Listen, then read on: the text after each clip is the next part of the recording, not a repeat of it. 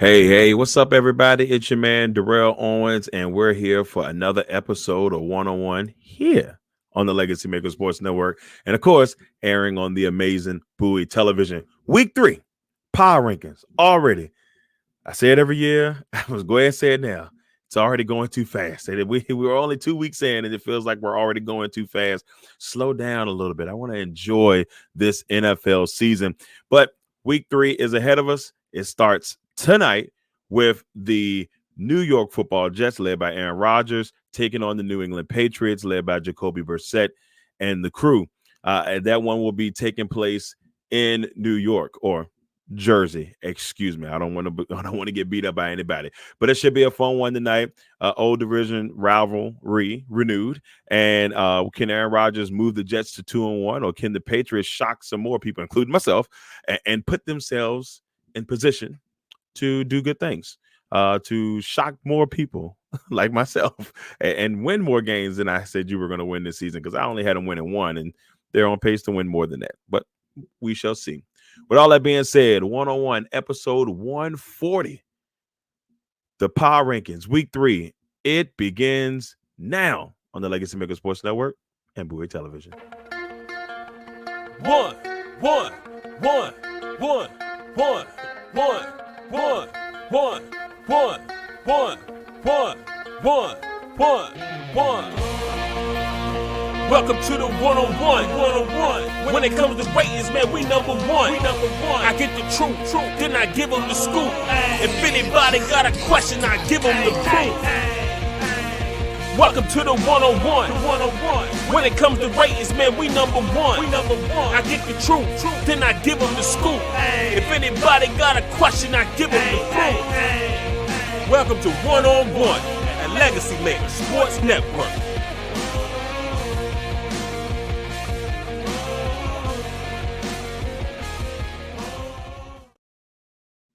Yeah, we are here for episode 140 of 101, getting closer and closer to the 150 mark. I mean, 5 years in the game doing this has been a lot of fun, and I truly enjoy it. But the Power Rankings is probably one of the funnest things I do on here. I love doing interviews with people, but I do love doing the Power Rankings. I like getting yelled at every week. That's always fun for people to tell me that I don't know what I'm talking about, which is also, they're probably halfway right about that from time to time. But we're ready to bring you the Power Rankings for week 3. And I'm excited to see what what week 3 will bring us. But I also wanted to give you that bottom, that outside looking in, of course, and bring you the top 10 and the finale and the Kings of the Gridiron for week 2. We'll also have that announcement as well, of course, and go over the power rankings, not the power rankings, excuse me. Go over the Legacy Maker NFL Pick'em League, and let's see how your boy doing there. It ain't been too hot. But with all that being said, let's go ahead and get into the bottom. All right, the bottom. We start off kind of where we left off to an extent last week, at the very bottom this week. And I'm going to tell you what, ladies and gentlemen, the way it's looking, I don't know if they're going to get out the bottom no time soon. But they did make a move to maybe get out of the bottom, completely at the bottom. The Carolina Panthers, sitting at 32 this week, decided earlier this week that they are going to bench Bryce Young. The number 1 overall pick from last year's draft has had an abysmal start to his NFL career. It has been a really, really rough go for him. He was 2-16 as a starting quarterback. It just wasn't working. And so, unfortunately for him, Dave Canales and the crew have decided to move on for now, at least for now. And Andy Dalton will get the start this weekend against the Raiders. For me, I hate this for Bryce Young, but I also feel like that organization has been a dumpster fire. And if Dave Tepper is letting Canales and the crew and Dan Morgan kind of get that thing together, by all means. But I just hate to see that Bryce Young has had to suffer for it a little bit. His facial expressions I've seen on the sidelines, when they show clips, he just looks like he's either just out of it or he's just lost because of the way things are. Now, the Panthers have said they're not going to trade him, but they should consider it, especially if they're planning on moving on. There's some really good talent that's coming out next year at QB. And I hate to even do this to Bryce Young because I still think he has a potential to be a good quarterback. Question is who can develop him, who can put him in the right spot. I suggested earlier this week maybe the Dolphins, who technically could be in need of quarterback with Tua still kind of future in the air. They put him on IR, give him a couple weeks to try to figure things out. So that could be a thing. I say all this to say this: Panthers are our worst team in the league, and it's easy. The way they lost to the Chargers last week was just sad, and they've been outscored like I don't even want to lie, but I think they've been outscored like 70-13. It's been really bad to start the season. Panthers at 32. I hope things get better. Maybe the Red Rocket can make things happen. At 31, the New York Football Giants. The Giants played it was a hard game to watch from time to time because both teams seemed like they just couldn't get out of their own way for a little bit. But they end up losing to the Commanders. The Commanders win 21-18. They win 21-18. Their field goal kicker, they brought in Austin Siebert, who comes in and knocks 7 field goals up through the uprights to propel Washington to a victory. 7 times into the red zone, 7 times they end up kicking field goals. A lot of people was like, man, you got to make those touchdowns. Yes, you do. There are some teams that if you don't make those touchdowns, they're going to make you pay. In this case, the Giants didn't. So as you see, the Commanders are at 23 with their win. The Giants are at 31. And I just don't know where to go with the Giants. I felt like the Giants were going to be one of the worst teams in the league this year. And so far, they've proved me right. At number 30, the Denver Broncos. The Broncos, in both of their first 2 games, have kind of hung in there. But they just seem like they just didn't have enough overall talent to kind of complete the job. You know what I'm saying? Like, it's been kind of hard to watch on that front. Like, I feel like they're so young that they just haven't been able to get over the hump. And a tight game with the Steelers, 13-6. They battled with the Seahawks the week before, only losing by 6 points, losing 26-20. So I want to put the Broncos higher, but they're just not there yet. And talent wise, I don't think Bo Nix and them are doing terrible, but they're not doing great neither. So Broncos at 30. At 29, the Tennessee Titans. Whew, boy, Tennessee has I thought they were going to be a team that really kind of competed this year. Did some things, shocked you a little bit on some fronts. But so far it hasn't been that way. They lost to the Bears last week. Then they lose to the Jets this week. But the way they lost to the Jets in a game where it looks like they could have had things in hand. And then you see a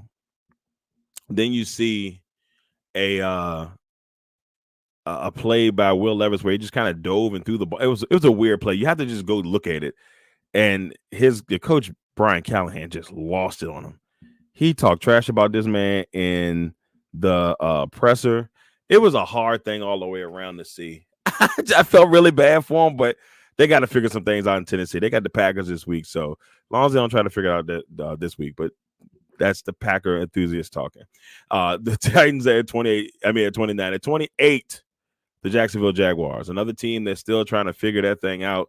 And last week, I had them win. I thought they were going to beat the Browns, but the Browns kind of slugged their way through to a 18-13 victory. So I don't know. The Jacksonville Jaguars, I thought, missed out on a big opportunity last year. I thought they were in a prime position to get back to the playoffs. It's going to be a little bit tougher with the way that Texans team is built. That's all I know. Then we go to 27, and there's the Colts. The Colts lost their game to the Packers 16-10. To be honest with you, I don't think that game was closer than what the score was. It felt like the Packers dominated that game pretty much, and the Colts just hung in there. And I think with some of the challenges that the Packers had on offense due to Jordan Love being out and Malik Willis, who I'll give a shout out a little bit later on, I thought he was able to handle things the right way. But the Colts couldn't pull it off. And that youth and inexperience kind of showed their ugly head in that contest for the Colts. They're at 27. At 26, the LA Rams. Oh, these suckers are disappointing me. These suckers have disappointed me tremendously. Now, injuries haven't helped. Puka Nacua on IR. Cooper Cup on IR. Those things hurt. You got to have those guys. You have to have those guys in order to thrive, in order to do really good things. And if you can't make those things happen, then that makes it a little bit tough. But this week they got the 49ers, so it doesn't get any easier. Now, 49ers are a little nicked up themselves. Deebo Samuel is hurt. You also looking at Christian McCaffrey, who's also on IR. So these are two teams that are kind of wounded. I feel like the Rams are a little bit more wounded, but they need this win. They can't afford to go to 0-3. And if you're the 49ers, you can't go to 1-2. So it's a very desperate game early in the season for two NFC West teams. At 25, the Cincinnati Bengals. Cincinnati could be higher on this list. Once again, they showed up and showed out when it came to taking on the Kansas City Chiefs. That's just what they do. When the Chiefs are involved, they're gonna fist fight. That's just what they do. And they were in that mix. They had a chance to win it. A penalty that was called. I want to say it was either holding the pass interference that was called late that set the Chiefs up for the game-winning field goal by Harris Buckner, and that was it. And once again, the Chiefs prevailed. But the Bengals played way better this past weekend than they played the week before. So if you're a Bengals fan, there's something to kind of hang your hats on. But they've got so much dysfunction on the, with all the contracts and trying to they got to figure that out. I'll get a chance to go to Cincinnati for the first time on Monday night because the Commanders take on the Bengals on Monday Night Football. So I'm excited to make my first trip to Ohio and be able to see, Joe Burrow for that first time actually play, because the other two times I've seen Cincinnati play was in the preseason, so it wasn't the same. But we'll see how it looks on Monday Night Football. At number 24, the Baltimore Ravens. This is a disappointment. They lost to the Raiders in a game 26-23 at home, and the Raiders came back in that game and did what they had to do to beat the Ravens. I don't know what's going on with the Ravens, but man, they got to figure that thing out because it can't keep going like this. They've got to figure that out. And they got the Cowboys this week, so it doesn't get easier. The Cowboys coming off that beatdown that they took to the Saints, so that Cowboys team is going to be hungry. They're going to want some things. They're going to want it to be better than what it was last week. And if you're the Ravens, you just got to get the first one. And right now, I don't know where it's at. We'll see. We'll see if the Ravens can figure it out. But so far, they're 24th. And yes, talent-wise, this Ravens team is way better than 24th in this power rankings. But y'all know how I do. That first month of the season, while we figuring things out, we do it based off of those records. And so right now, the Ravens are sitting there in the bottom. I never thought I'd see that. At 23, the Washington Commanders, they get their win. Austin Seibert does his thing, 21 points. Jaden Daniels, first player since 1970 to be drafted in the first round as a quarterback. And in his first two starts, no giveaways. And then on top of the no giveaways, 500 plus total yards. So shout out to Jaden Daniels, man. He's going to figure it out. And when they do kind of figure it out, you're going to be very, very, very happy Washington fans. Commanders at 23. 22, the Chicago Bears. Week one, tough matchup against the Texans in week 2. I thought they were going to win that game. And it just, I thought they just didn't have enough firepower. I will say this about this. I thought C.J. Stroud going to Caleb Williams after the game and kind of giving him some love and say, hey, man, don't worry about the mistakes. Just keep pushing through. When you have them, just got to go through. I don't like the fact that Caleb Williams kind of just it felt like he shrugged his shoulders at him and didn't really listen to his advice. He was trying to pull away. Now, granted, they did just lose the game. But as a guy who's been through that rookie season, obviously last year, and was able to kind of persevere, I mean, that's not bad advice. So, by all means, but come on, man, don't be like that. Don't be like that, Caleb. But hey, y'all keep struggling. At 21, the Raiders, they got their win. Gardner Minshew, 30 for 38, 276 yards, a touchdown and a pick. Didn't have a bad day. Devontae Adams looking good, 9 receptions, 110 yards and a TD. The Raiders played well. They played a lot better than they did the first week against the Chargers. That's why they should be 2-0, but I'm going to let that be. All right, so here we go, the bottom. We got the Panthers, the Giants, the Broncos, the Titans, the Jaguars, the Colts, the Rams, Bengals, Ravens, Commanders, Bears, and the Raiders. So that's where we stand right now at the bottom. And There's a couple teams in that bottom. I don't think it'll be in the bottom, but so much longer. I think the Rams are a team you got to at some point watch out for. I think the Bengals, obviously, if they get that first win and keep going from there, I think they can climb out of there. And of course, the Ravens. So those are just a couple teams that you got to watch out for. But now it's time for the outside looking in.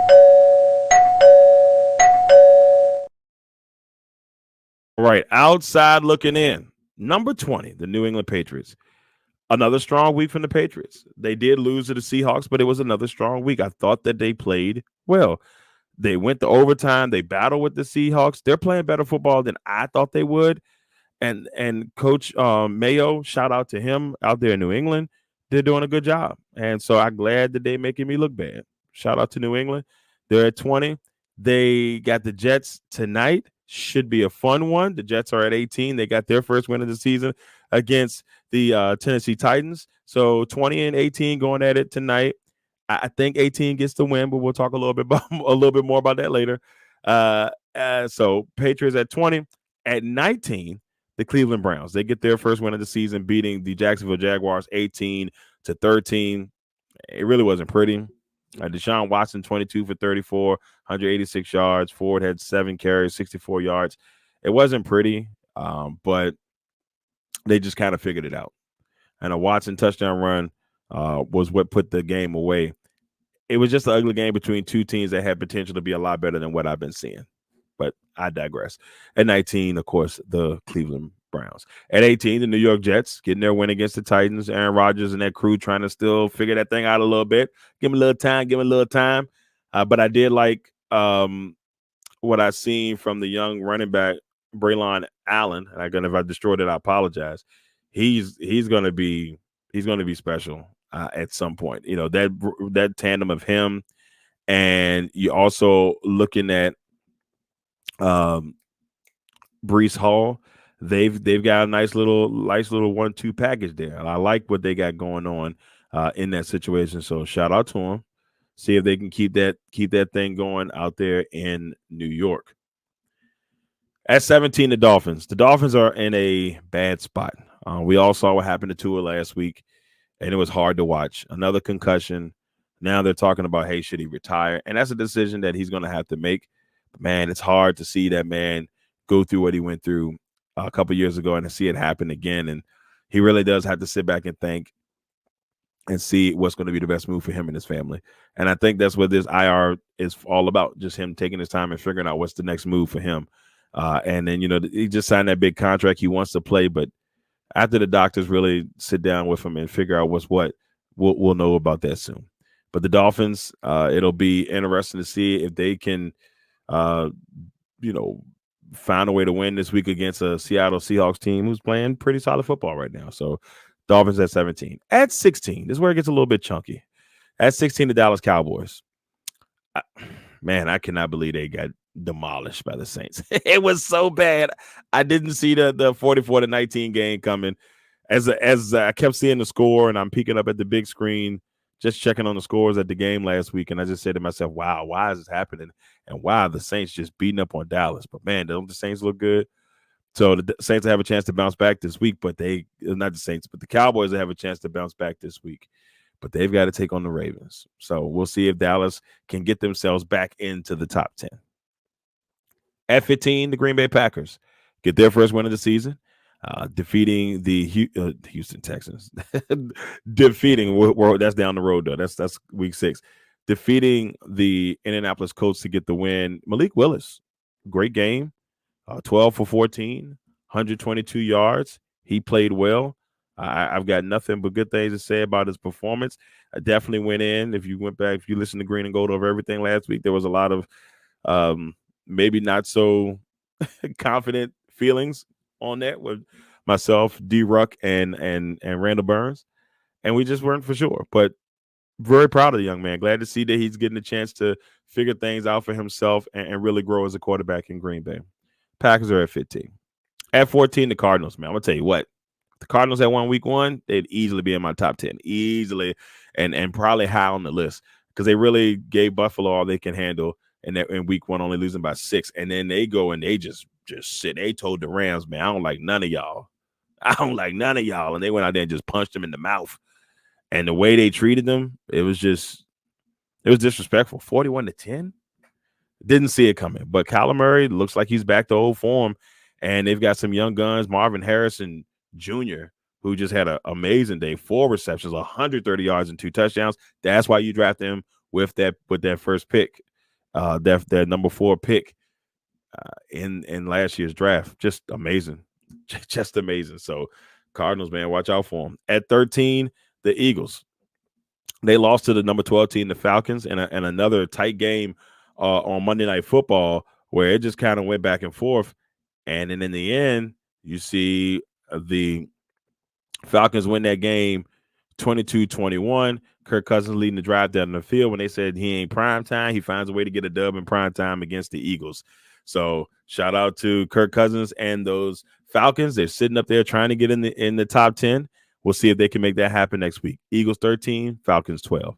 At 11, the Detroit Lions. Yes, they did lose last week to the Buccaneers, but the Buccaneers are playing really good football right now, and it was a competitive game. And I think the Lions are a better team than what we've seen, maybe so far. I think they still got their kicking out some things, but they'll be fine. Here it is, the outside looking in. Patriots, Browns, Jets, Dolphins, Cowboys, Packers, Cardinals, Eagles, Falcons, and the Detroit Lions. We're getting a little bit closer. But it's now time to enter the top 10.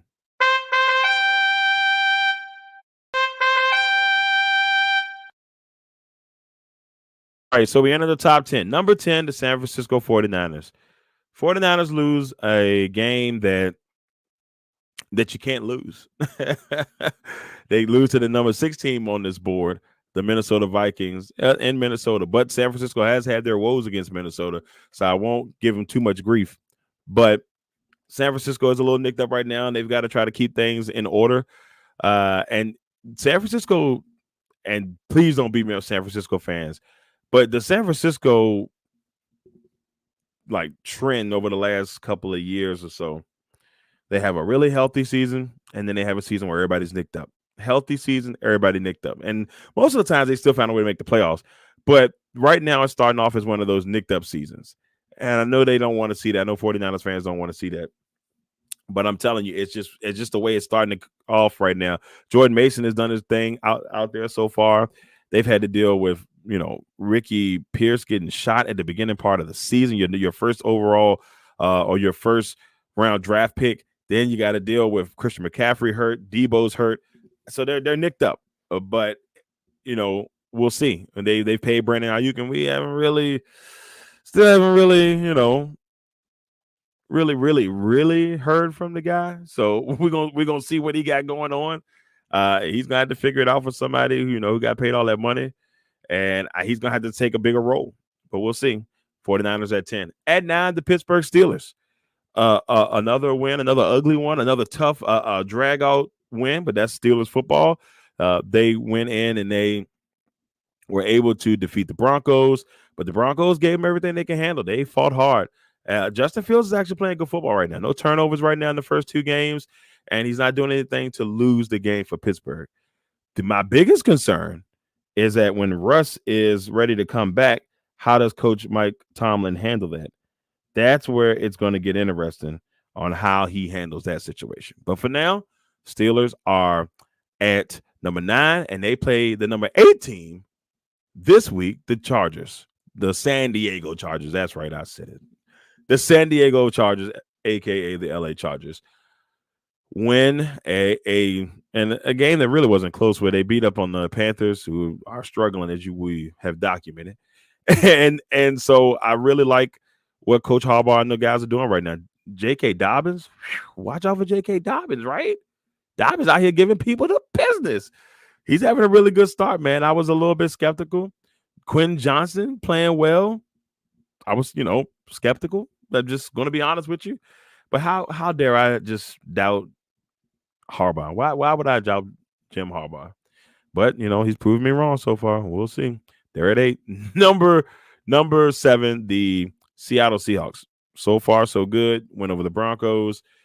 They win against the Patriots. 2 games they should win.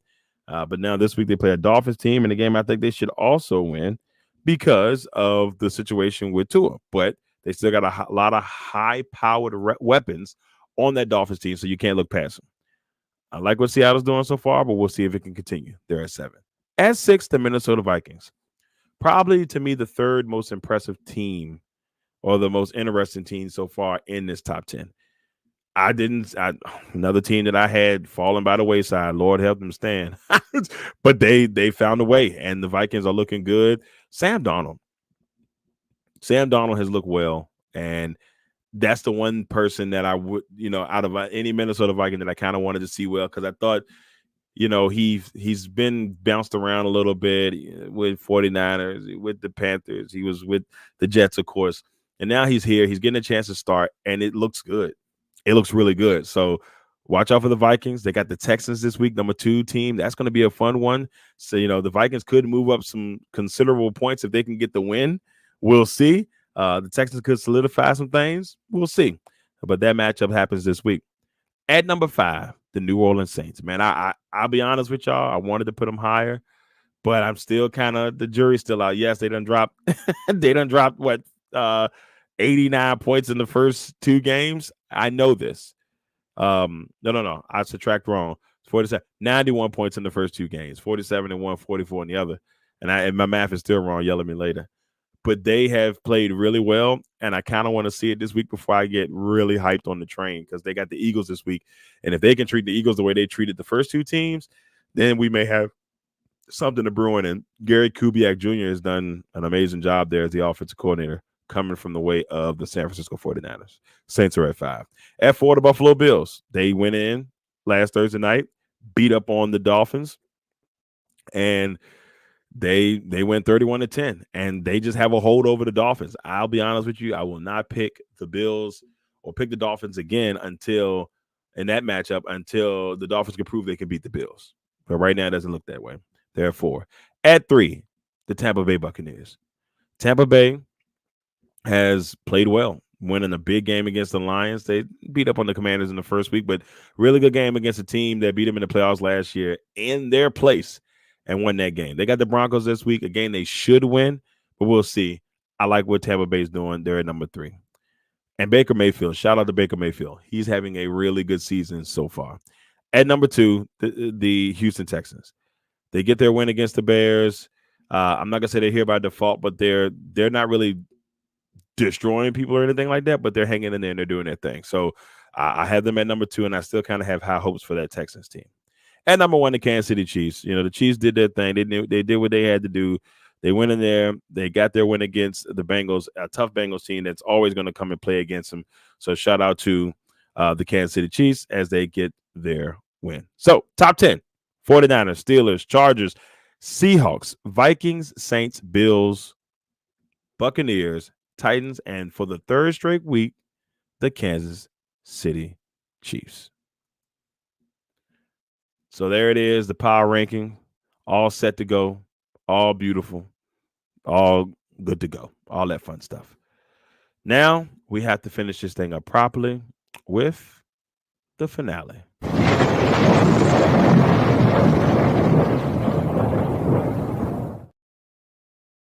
All right, finale.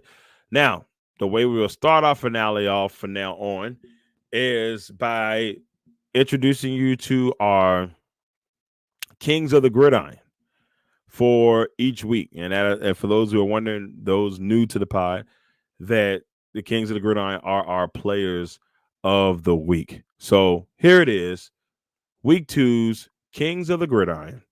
Let's get ready to rumble! Who won't war in the ring? Who won't war with the king? Bring all the balls you can bring. It ain't gonna cost you a thing. You ain't bring the sauce to the ring. You must send it off in the ring. We're back for week 2, and this week we have 2 brand new Kings of the Gridiron. Let's start on the offensive side of things and start with Alvin Kamara. Alvin Kamara, 20 carries, 115 yards on the ground, 4 total touchdowns, 3 on the ground, 1 on a beautiful beautiful run that would help this New Orleans team propel themselves to a 44-19 victory over the Dallas Cowboys. In a shocker, a lot of people saw this one going the opposite way, and Alvin Kamara proving that he is still the man and that he still got it.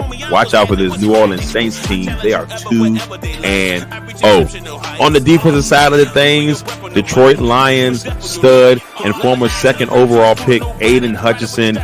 He had 5 tackles, 4.5 sacks.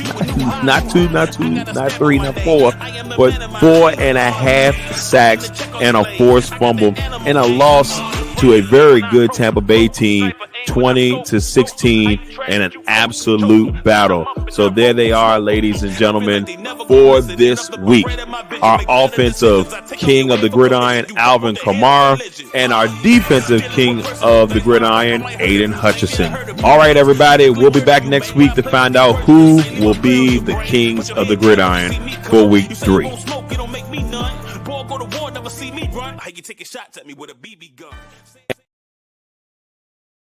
All right, there it is. Our kings of the gridiron for week number 2.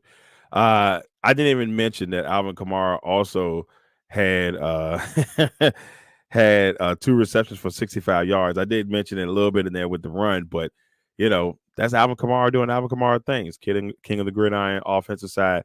Aiden Hutchinson grabs his second all-time king of the gridiron. We didn't call it that last year, but technically he's the second overall player of the week. And so we will see what they can do this time around. So he's amazing. Even in the loss, it was hard for me to just say, no, he don't get the love that he deserves. So congratulations to Aiden Hutchinson and Alvin Kamara, are kings of the gridiron for week 2. Then we go to our MVP candidates. Mahomes still number 1 for me right now. It's hard for me to go against that. Then Mayfield still having a good thing going right now. They're 2-0 in Tampa. CJ Stroud leading that group. And like I said, numbers sometimes ain't all about it when it comes to the MVP. I mean, it's a big part of it, but also how you lead that team. I like what Stroud and the boys are doing. Derek Carr probably should be higher in this list. But we got him at number 4. He's been leading that group down there in New Orleans, and they look good. But this week will be a tall tale sign of how good this team actually is. At number 5, J.K. Dobbins. Look, Dobbins deserves it, man. Like, he has played well, and I don't want to take that away from him. He has played well.